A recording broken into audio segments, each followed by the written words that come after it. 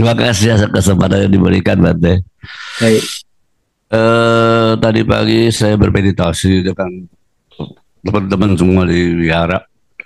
Eh, Bante membabarkan bahwa renungan eh, jika ada sesuatu dalam pikiran, saya coba ada masuk keluar napas. Pada saat pada saat terjadi keheningan, saya tidak bisa bernapas. Tahu aja badan saya jatuh, saya berusaha tarik lagi dengan napas yang kuat, kasar lagi gitu Bante. Sampai berulang sampai 2, 3, 5 kali gitu. Pada akhirnya timbul pemikiran malu sama teman-teman karena ngorok. Jadi saya berubah posisi saya dengan jalan. Tapi dalam jalan saya nggak merasa apa-apa, Bante. Merasa capek, kaki berat gitu doang.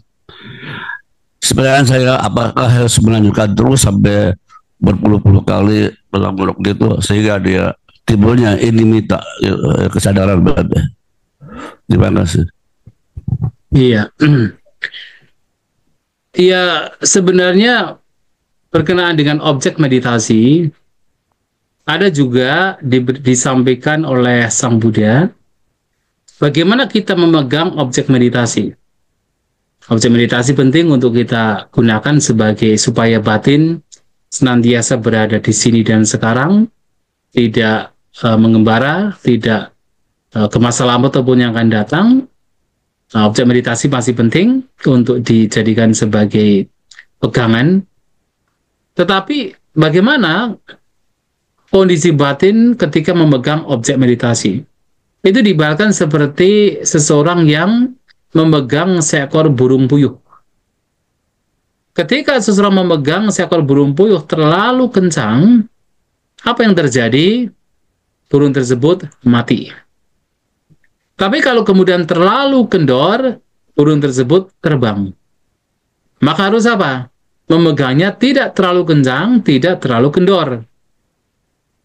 Nah, ternyata perumpamaan tersebut juga merupakan simbolik ketika seseorang memegang objek meditasi.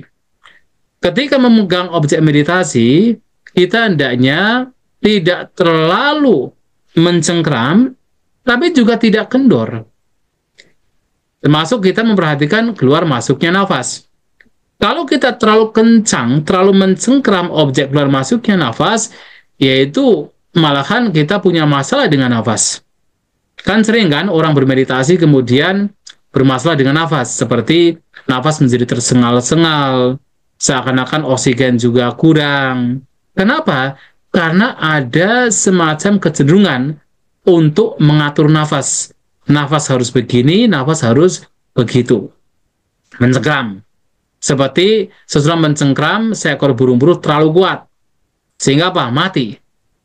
Nah, demikian pula kalau kita itu memperhatikan objek, termasuk objek keluar masuknya nafas, dengan ingin terlalu fokus, jadi menggebu-gebu, harus fokus, harus mencengkram. Malahan kita akan capek sendiri, akan lelah sendiri, kita akan punya masalah dengan nafas. Itu juga harus dipahami. Tapi juga di saat yang sama juga tidak terlalu kendor. Terlalu kendor artinya apa? Melupakan nafas. Tidak ingat lagi terhadap nafas. Kalau tidak ingat terhadap nafas atau lupa dengan nafas, ya sudah, ngantuk terjadi. Ya tidur. Ya kan? Karena apa? Sudah lupa dengan nafas. Maka bagaimana batin kita itu mengarahkan sedemikian rupa, dan tentu ini membutuhkan keterampilan dan membutuhkan latihan. Bagaimana dengan membawa batin untuk memperhatikan nafas dengan tidak terlalu mencengkram, tetapi juga tidak kendor. Menggunakan nafas, senantiasa sadar terhadap nafas, tapi di saat yang sama juga tidak mencengkram nafas. Seperti misalnya apa? Kalau kita sedang ngudak kopi gitu kan, mengaduk kopi dengan sendok.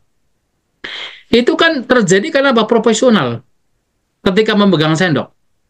Kalau kemudian kita itu terlalu mencengkram sendok, nanti malah akan airnya muncrat-muncrat, akan bersuara kan, kocak-kocak gitu kan, kelenting-kelenting gitu kan, terlalu kencang.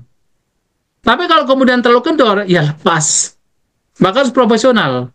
Menggunakan sendok tetapi juga proporsional. Itu persis sama ketika memperhatikan nafas atau objek meditasi. Supaya nanti tidak terseret kepada kegelisahan atau ketegangan, menjadi capek sendiri, atau terseret kepada ngantuk.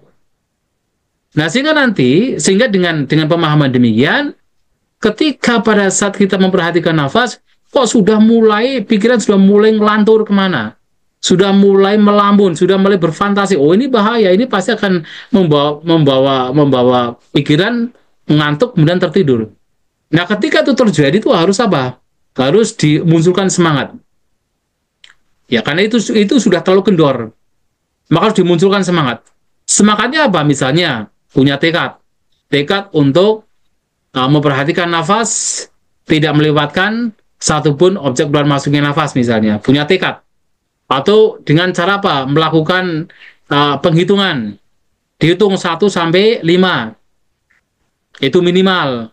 Maksimal 1 sampai 10. Nafas masuk, keluar 1. Masuk, keluar 2. Masuk, keluar 3. Sampai misalnya 5. Nanti kalau sudah 5, turun lagi. Masuk, keluar 1. Sampai kemudian 5 lagi. Kenapa harus 5? Tidak boleh kurang dari itu. Karena kalau kurang dari itu, maka seseorang belum rileks. Hanya kemudian menghitung dari 1. Karena dalam meditasi, walaupun ada konsentrasi, tetap harus ada rileks. Nah, sehingga kalau terlalu hitungannya misalnya cuma 1, 2, itu nanti akan berpikir tentang hitungan doang. Jadi akan tegang. Tapi kenapa tidak boleh lebih dari 10? Biasanya mudah lupa. Jadi kalau sudah lebih dari 10, mudah lupa. Jadi lebih baik sampai 10 saja. Tapi kalaupun sudah sampai ditentukan misalnya 5, kadang-kadang lupa juga. Ini sudah hitungan berapa ya? Kalau itu terjadi, udah nggak usah dipikirkan, langsung kembali kepada hitungan 1. Ya, nafas masuk, keluar 1. Masuk, keluar 1. Nah, dengan demikian, itu batin tidak akan terseret pada kegelisahan, tapi juga tidak terseret pada ngantuk. Itu juga bisa dilakukan. Nah, ini disampaikan mengenai praktik menggunakan cara penghitungan di dalam Visuddhimagga oleh Bhante Buddhaghosa. Ini disampaikan. Jadi bukan trik yang keluar baruan, tetapi ini sudah ada di dalam literatur Buddhis. Bisa dicoba juga supaya ngantuk itu bisa lenyap. Tapi kalau tidak bisa lenyap ya bisa dengan tadi misalnya meditasi jalan. Meditasi jalan itu juga bukan masalah tidak merasakan apa-apa. Pasti merasakan lah. Entah itu merasakan berat lah, merasakan ringan tuh pasti.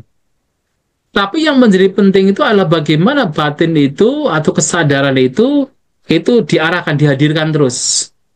Karena ketika kesadaran dihadirkan, maka kita tahu apa yang sedang kita lakukan. Kita tahu kita sedang berjalan. Kita tahu setiap langkah kaki kita. Itu dihadirkan. Paling tidak dengan cara demikian, selain ngantuknya juga hilang, yang kedua, kita sadar terhadap apa yang sedang kita lakukan. Itu juga bagian dari melatih batin untuk hidup saat ini dan sekarang.